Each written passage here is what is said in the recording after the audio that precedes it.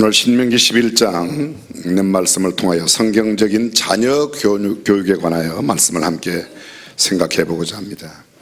본문은 이스라엘 백성들이 광야 생활을 거의 끝내고 하나님의 약속하신 언약의 땅, 젖과 꿀이 흐르는 가나안 땅을 눈앞에 바라보면서 여리고성 맞은편 요단강 동편 모압 평지에 이르렀을 때의 한 장면을 우리에게 묘사해 주고 있습니다. 이스라엘 백성들은 430년 동안 애굽의 종살이를 끝내고 하나님의 사람 모세의 인도를 받고 출애굽하여 3개월 만에 시나이 반도 시내산에 이르게 됩니다. 모세가 40일 동안 산 위에 올라가 떡도 먹지 않고 물도 마시지 않고 하나님 앞에 기도하였을 때 하나님께서 언약의 두 돌비 이른바 십계명의 돌판을 받고 내려옵니다. 산 아래서는 아론을 중심으로 모든 이스라엘 백성들이 이 광야에 먹을 것이 없다고 원망하며 애굽으로 돌아가자고 불평하여 하나님을 대적하고 모세를 대어들었습니다. 모세가 그 가져온 두 돌판을 금송아지에 집어 던져서 부시고 다시금 먹지도 않고 마시지도 않는 기도를 하게 됩니다. 그리하여 이스라엘 백성들은 광야를 헤매게 되는데 무려 40년, 만 38년 동안 광야 생활을 하고 드디어 광야의 삶이 거의 끝나는 모압 평지에, 요단강 동편 모압 평지에 와 있습니다. 하나님은 또다시 모세를 산 위로 부르십니다. 내가 지난번에 너에게 주었던 그런 돌비와 같은 돌멩이 돌판을 만들고 그리고 그 돌판을 넣을 수 있는 조각목으로 궤짝을 만들라고 이야기합니다. 모세는 다시 하나님의 부르심에 응해서 산 위에 올라갑니다. 그가 산 위에 40일 동안 또다시 먹지도 마시지도 아니하였을 때 하나님께서 친히 지난번과 똑같은 돌판을 허락해 주시며 그 돌판을 언약 궤 안에 넣도록 말씀하십니다. 이른바 십계명을 새롭게 받았습니다. 이스라엘 백성들이 광야에 나왔을 때 처음 계수 받은 사람이 만 19세 이상, 20세 이상으로 전쟁에 나갈 수 있는 사람이 여자와 아이 외에 60만 3,550명이었는데 이미 그때는 여호수아와 갈렙을 제외하고는 모두 다 광야에서 계수 받은 사람들은 다 죽었습니다. 첫 번째 십계명을 받았던 세대들이 다 죽음으로 인해서 하나님께서 언약의 땅 가나안에 들어가 지켜야 할 율법을 다시금 주시는 이야기, 율법을 다시 주셨다. 그게 신명기라는 말의 뜻입니다. 신명기 10장 12절 이하 보면 이스라엘아 내 하나님 여호와께서 내게 요구하시는 것이 무엇이냐 곧 내 하나님 여호와를 경외하며 그 모든 도를 행하고 그를 사랑하며 마음을 다하고 성품을 다하여 내 하나님 여호와를 섬기고 내가 오늘날 내 행복을 위하여 내게 명하는 여호와의 명령과 규례를 지킬 것이 아니냐. 하늘과 모든 하늘의 하늘과 땅과 그 위의 만물은 본래 내 하나님께 속한 것이로되 여호와께서 오직 너 열조를 기뻐하시고 그들을 사랑하사 그 후손 너희를 만민 중에서 택하셨음이 오늘과 같다. 그런즉 너희는 내 하나님 여호와를 사랑하며 그 직임과 법도와 규례와 명령을 항상 지키라고 11장 서두에 이야기합니다. 11장 8절입니다. 그러므로 너희는 내가 오늘날 너희에게 명하는 모든 명령을 지키라. 그리하면 너희가 강성할 것이요 너희가 강 건너 얻을 땅에 들어가서 그것을 얻을 것이며 또 여호와께서 너희 열조에게 맹세하사 그와 그 후손에게 주리라 하신 땅 곧 젖과 꿀이 흐르는 땅에서 너희의 날이 장구하리라. 13절입니다. 내가 오늘날 너희에게 명하는 나의 명령을 너희가 만일 청종하고 너희 하나님 여호와를 사랑하여 마음을 다하고 성품을 다하여 섬기면 여호와께서 너희 땅에 이른 비와 늦은 비를 적당한 때에 내리시리니 너희가 곡식과 포도주와 기름을 얻을 것이요 또 육축을 위하여 들에 풀이 나게 하시리니 네가 먹고 배부를 것이라. 이러므로 너희는 나의 이 말을 너희 마음과 뜻에 두고 또 그것을 내 손목에 메어 기호를 삼고 너희 미간에 붙여 표를 삼고 손목에 메어 기호를 삼고 하나님의 말씀을 손목에 메어 달라. 너의 움직임이 말씀을 따라 움직이란 말입니다.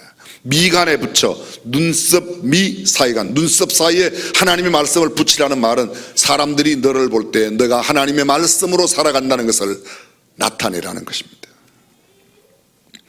그리고 너는 그것을 너희 자녀에게 가르치며 집에 앉았을 때든지 길에 행할 때든지 누웠을 때든지 일어날 때든지 이 말씀을 강론하고 또 내 집 문설주와 바깥문이 뭐예요? 대문에 문설주는 문 기둥 너희의 온 집안을 하나님의 말씀으로 도배를 하라. 다시 말하면 하나님의 말씀 가운데 살아가는 삶의 분위기, 삶의 모습을 보여주라는 겁니다. 그리하면 여호와께서 너희 열조에게 주리라고 맹세하신 땅에서 너희의 날과 너희의 자녀의 날이 많아서 하늘이 땅을 덮는 날에 장구함 같으리라. 하늘이 땅을 덮고 있는 날만큼 너희가 하나님의 축복을 누리며 살게 된다. 여호와께서 그 모든 나라 백성을 너희 앞에서 다 쫓아내실 것이다. 뿐만 아니라 너희의 발바닥으로 밟는 곳은 다 너희 소유가 되리니 너희의 경계는 곧 광야에서부터 레바논까지와 유브라데 하수라는 하수에서부터 서해까지라. 너희 하나님 여호와께서 너희에게 말씀하신 대로 너희 밟는 모든 땅 사람들로 너희를 두려워하고 무서워하게 하시리니 너희를 당할 사람이 없으리라. 간단하게 요약하면 이런 말씀입니다. 내가 너희의 행복한 삶의 비결로 율법을 주었으니 그 말씀을 너희가 잘 지켜 행하라. 젖과 꿀이 흐르는 가나안에서 장구한 날을 너희가 누리게 될 것이다. 곡식과 포도주와 기름을 주고 하늘이 땅을 덮는 날에 장구함 같이 너희의 날을 장국케 하며 너희 대적을 내가 다 물리치겠고 너희보다 강대한 나라를 너희가 얻게 될 것이며 발바닥으로 밟는 땅, 어디부터요? 광야에서부터 레바논까지. 여러분, 여기 광야가 애굽에서 나오자마자는 시나이 반도, 시내 광야로부터 레바논이 어디 있습니까? 이스라엘 팔레스타인 맨 꼭대기 가이샤라 빌립보를 넘었으면 그 다음 바로 나타나는 나라가 레바논입니다. 그대로 다시 말하면 시나이 반도로부터 수백 킬로 떨어진 북녘까지, 동서로는 유브라데라고 하는 하수, 유브라데 강부터 시작해서 서해까지. 서해는 지중해를 말합니다. 유프라테스는 어디를 말하는가 하면 아브라함, 믿음의 조상 아브라함이 살던 곳, 그곳에서부터 이곳까지. 다시 말하면 지금 시리아, 요르단, 모압, 암몬을 포함하고 있는 사우디아라비아를 포함한 모든 땅, 팔레스타인까지 다 너희 후손에게 주겠다고 말씀하십니다. 그러므로 하나님 사랑, 하나님의 명령, 규례, 법을 지키라. 그것을 또 내 자녀에게 가르치라. 성경은 딱 두 가지. 너희가 이 말씀을 마음에 새기고 내 마음에 두고 말씀을 지키고 내 자녀에게 가르치라. 앉았을 때든지 누웠을 때든지 일어날 때든지 길을 행할 때든지 이 말씀을 항상 가르치라. 그렇게 하면 너희가 하나님의 이 축복을 장구하게 누릴 것이라고 말하고 있습니다. 너희도 말씀을 지키고 너희 어린 자녀들에게 말씀을 가르치면 그렇게 된다는 겁니다. 언제요? 어린아이들에게. 성경은 이렇게 말합니다. 마땅히 행할 길을 아이에게 가르치라. 그리하면 늙어도 그 길을 떠나지 아니하리라. 어떤 신사 한 분이 주일날 교회에 가던 중 길거리에서 장난치며 놀고 있던 어린아이 4명을 만납니다. 그 어린아이 4을 데리고 주일날 교회에 가서 공부반을 조직하고 성경을 가르쳤습니다. 이 4명의 어린아이들이 모두 믿음을 다 가져 잘 자랐습니다. 선생님의 나이가 많이 들어 머리가 희게 되고 이제 곧 은퇴하는 날이 되었습니다. 그 은퇴 겸 선생님의 생일을 맞이해서 축하연을 베풀었는데 축하 편지 4통이 왔습니다. 그가 어릴 때 가르쳤던 그 4명으로부터 편지가 왔는데, 한 통은 중국 선교사가 되어 있었고 다른 한 통은 연방은행 총재에게로부터 왔고 다른 한 통의 편지는 후보 대통령의 비서실장이고 나머지 편지는 후보 대통령이 보내는 축하 메시지였습니다. 4명을 가르쳤는데 그 4명 가운데 1명은 대통령, 1명은 대통령 실장, 1명은 연방은행 총재, 1명은 선교사가 되었다. 어릴 때 그렇습니다. 아이오와 주의 작은 농촌 위스트 브로치의 이름 없는 한 작은 교회에서 시작된 주일학교 성경 공부가 미국의 위대한 지도자, 세계에 복음을 전하는 선교사를 만들어내었다는 이야기입니다. 소크라테스는 이런 이야기를 했습니다. 내가 만약 아테네 시의 가장 높은 곳에 올라갈 수 있다면 나는 이렇게 외치겠다. 친애하는 아테네 시민 여러분, 어째서 여러분들은 재물을 모으기 위해는 수단과 방법을 가리지 아니하며 여러분들의 자녀들의 교육에 관해서는 그토록 무관심할 수 있겠는가? 어린아이들을 잘 가르치라고 이야기할 거라고 그랬습니다. 독일의 개신교 선교 운동을 하며 영성운동의 아버지라고 불리우는 진젠돌프, 그는 4살 때 예수 그리스도를 구주와 주님으로 영접했습니다. 사랑하는 구세주 예수님, 주님은 나의 것이고 나는 주님의 것입니다 라는 고백서에 4살 때 서명을 한 기록이 남겨져 있습니다. 3세기의 위대한 교부 폴리캅은 7살에 예수님을 믿었습니다. 성경 대주석가 메추엘리는 11살 때 중생을 체험했습니다. 그렇습니다. 어린 아이 때 예수 그리스도를 만나고 변화된 사람들의 역사가 이렇게 역사 속에 남아 있습니다. 호라시우스 보나라 박사가 조사한 바에 의하면 거듭난 사람, 구원받은 사람 253명 중 절반 138명이 20세 이하의 예수님을 믿었다고 말했습니다. 20대, 21세에서 30세까지가 85명, 31세에서 40세까지가 22명, 41세, 50세까지가 4명, 51세로부터 60세까지 3명, 61세에서 70세까지 1명, 70세 이상은 예수를 믿은 사람이 한 명도 없다고 대답했습니다. 비슷한 통계가 있습니다. 스펜스 박사의 통계입니다. 1,000명 중 20세 전에 예수님을 믿은 사람 548명, 20대에 와서 믿은 사람 337명, 30대에 와서 예수를 믿은 사람들 96명, 40대에서 단지 15명에 불과했습니다. 50대에는 3명, 60대에는 1명, 70대에는 여전히 1명도 없었습니다. 물론 그때는 70세 이상 사는 사람들이 많지 않았기 때문일 수도 있지만 이 통계의 웅변적 이야기는 나이가 들면 예수 믿기가 어렵다는 겁니다. 대부분의 나이가 많이 들어서 예수 믿는 사람들은 결정적인 인생에 큰 데미지를 입거나 큰 질병을 겪거나 아니면 인생의 쓰라린 고통의 맛을 보았을 때 돌아오는 사람이 간혹 있을 뿐 대부분은 어린 나이에 예수님을 믿어 영접한다는 겁니다. 그렇습니다. 나이가 들면 점점 어렵기 때문에 어린 나이에 예수님을 믿는다는 것 얼마나 소중한 일인지 모릅니다. 라이언 화이트라고 하는 소년의 이야기 여러분도 어쩌면 들으면 기억나실 겁니다. 13살 때 혈우병을 앓아 수술을 받게 되었는데 수술 후에 피가 모자라 수혈을 했습니다. 그런데 그 피가 에이즈 환자 피였습니다. 속수무책입니다. 병원에서 잘못해서 그대로 죽음을 기다려야만 했던 이 화이트, 그런데 그는 그 누구도 원망하지 않았습니다. 병원도 의사 선생님도 항상 밝은 웃음을 보였고 모두에게 친절했습니다. 오히려 염려하는 부모를 위로하며 날마다 밝게 지냈습니다. 이러한 사실이 신문을 통해서 방송 매체를 통해서 미국 전국에 전해지게 되었습니다. 사람들의 마음이 감동을 받았습니다. 당시의 대통령이었던 레이건 대통령이 바로 이 라이언 화이트를 찾아갔습니다. 저 유명한 마이클 잭슨, 팝 가수 마이클 잭슨도 찾아갔습니다. 그러나 그는 결국 5년밖에 더 살지 못한 채 18살 짧은 일생을 마감했습니다. 죽어가기 전 그의 아버지와 아들의 대화가 남겨져 크리스천 매거진에 보도가 되었습니다. 내용은 이렇습니다. 아버지는 죽어가는 아들에게 말합니다. 아들아, 정말 미안하다. 나는 아무것도 너에게 해줄 것이 없구나. 이 아빠가 더 이상 어떤 선물도 줄 수 없음을 용서해다오.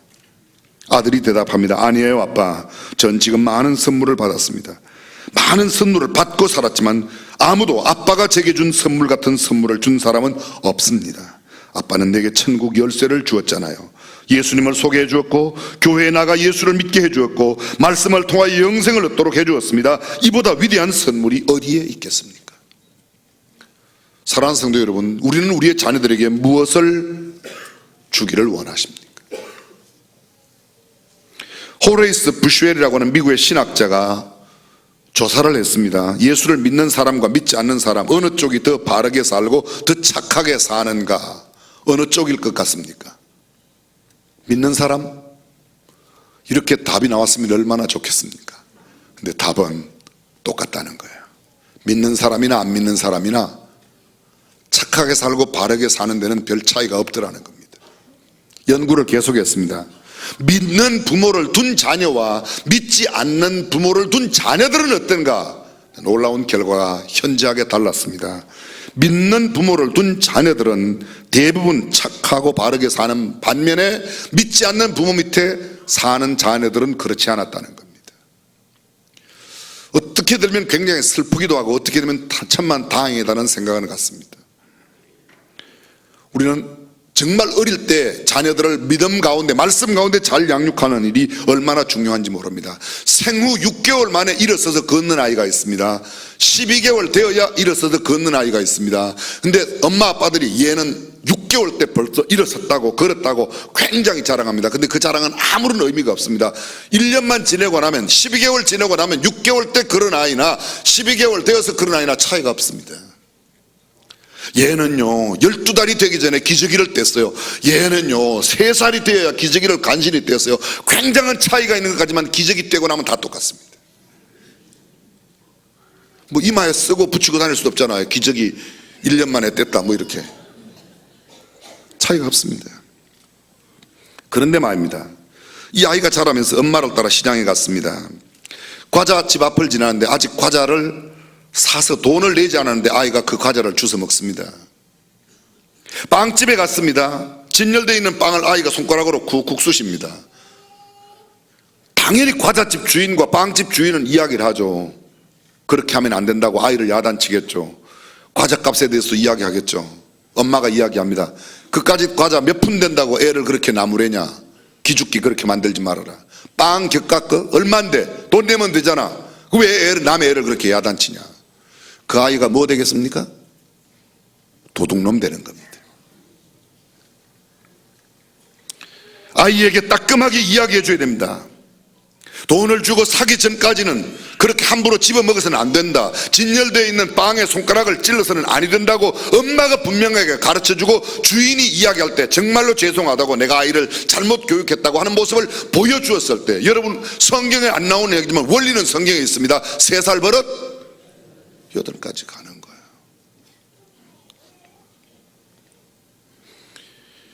그렇습니다. 시간이 지나면 고쳐지는 게 있습니다. 시간이 지나면 고치기 어려운 습관이 되는 게 있습니다. 그렇습니다. 기저귀를 떼는 것, 일어서고 걷는 것, 시간이 가면 장애 아이가 아닌 한 다 정상으로 되게 되어 있습니다.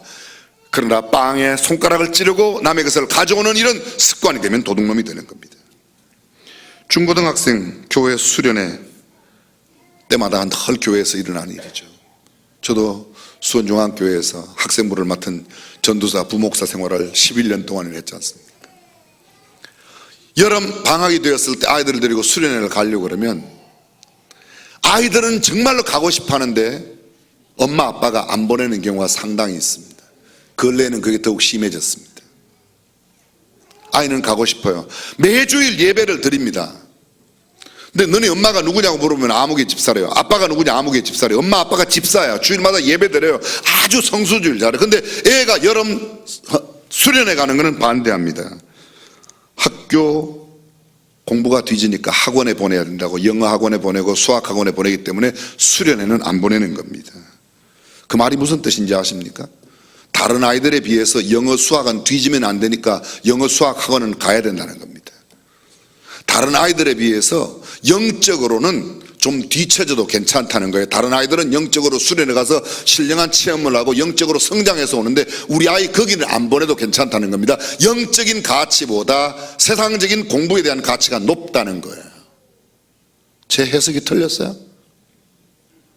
아유, 저 집 아이는 이번에 수련회 가서 은사를 체험하고 뜨거운 가슴을 갖고 돌아오는데 선교의 꿈과 비전을 갖고 오는데 내 아이도 보내야지 뭐 이런 마음을 가져야 되는데 영어 수학 뒤치자는 거는 안 됩니다. 이거는 양보를 못 합니다. 근데 영적으로 뒤치자는 건 괜찮다는 거예요. 그러니까 이쪽에 안 보내고 여기 보내는 겁니다. 맞아요, 틀려요? 고3 학생을 둔 부모가 학생부를 담당하는 전도사님, 우리 아이가 고3인데요. 이번 여름 수련회 보내기로 했어요. 사실 고3이라 안 보낼까 했는데 수련회 갔다 오면 공부도 열심히 한다고 약속도 했고 수련회 가는 것이 그렇게 무의미하지 않다는 것을 제가 알게 되었습니다. 방학 내내 집에만 있는 것보다는 수련회에 가서 스트레스도 풀고 바람도 쐬고 오면 공부에도 도움이 될 것 같아서 수련회 보내기로 했습니다. 이 부모 괜찮아요? 예? 저는요 이런 부모 보면요 정말 죄송해요. 쥐어박아주고 싶어요. 화가 나고 혈압이 자꾸 올라가려고 그래요. 정말 표현하기엔 정말 안 좋지만 그냥 이렇게 때려주고 싶어요. 괜찮다. 여러분들은 괜찮다고 그러죠. 들어보세요 여러분. 이 아이가 수련회 갔다 와서 스트레스 풀고 바람도 쐬고 그러면 갔다 와서 공부도 잘하게 되니까, 공부 잘하기로 약속했으니까. 맞아요. 저는 수련회 가는 아이들이 절대로 공부가 뒤진다고 생각 안 해요. 오히려 공부도 잘할 수 있어요. 근데 수련회 가서 스트레스 풀고 바람 쐬러 가는 데가 수련회가 아니에요.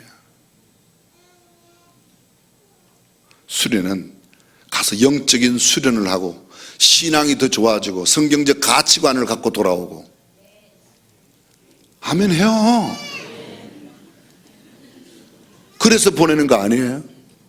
스트레스 풀라고 등산 가는 거 하고, 아이들 여행 가는 거 하고, 놀러 다니는 거 하고, 스트레스 풀기 위하여 다니는 거 하고, 수련회 가는 거 하고 구분이 잘 안 돼요?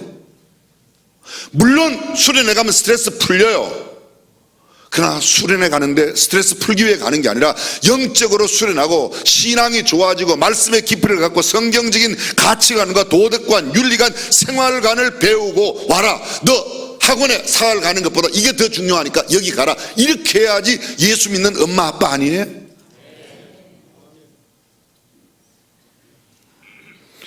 쉽게 생각해 보십시오. 영어학원 10년 다니면 영어 실력이 좋아져야 돼요? 안 좋아져야 돼요? 아니, 잘 못 알아들으세요? 영어를 한 10년 배우면 영어 실력이 좋아져야 되냐 안 좋아져야 되냐 이렇게 여쭤봤어요. 좋아져야 돼요? 안 좋아져야 돼요? 그러면 교회를 한 10년 다니면 신앙이 좋아져야 돼요? 그대로 있어야 돼요? 좋아지고 있어요?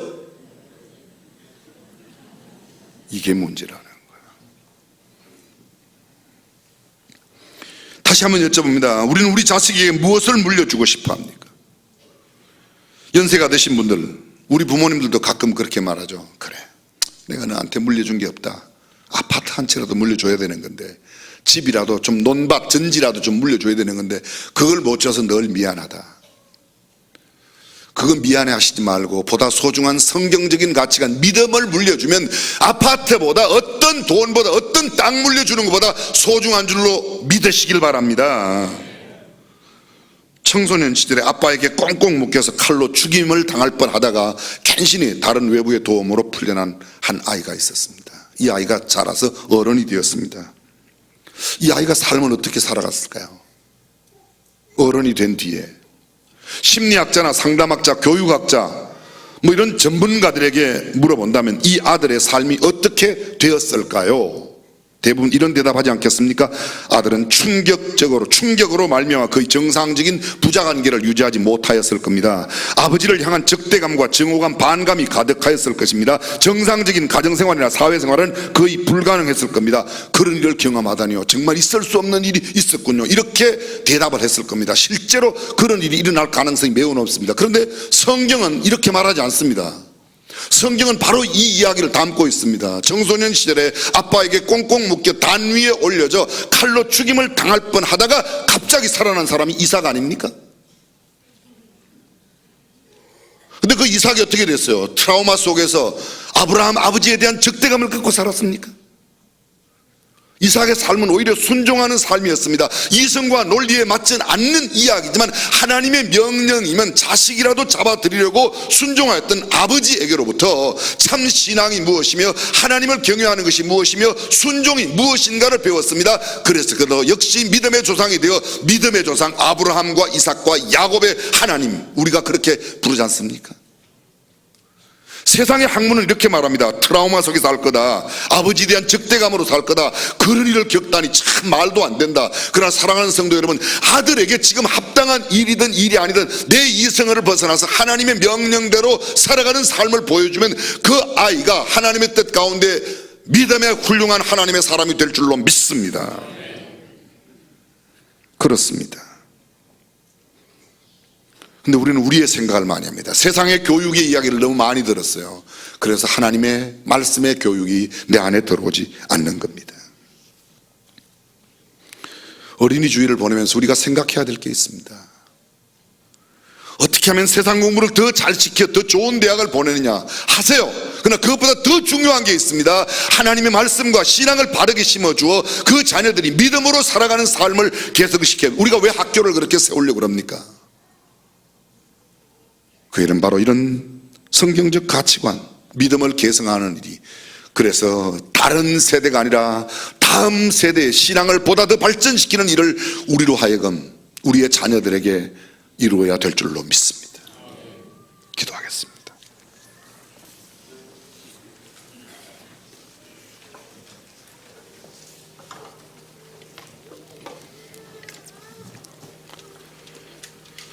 전능하신 우리 하나님, 우리의 소견에 오른 대로 우리의 자녀들을 양육할 것이 아니라 주의 법도와 율례와 규례를 먼저 내가 내 마음에 새기고 내가 행하며 삶으로 보여주고 우리 자녀들에게도 부지런히 가르쳐 저들의 삶이 하나님의 축복을 누리게 하여 주옵소서.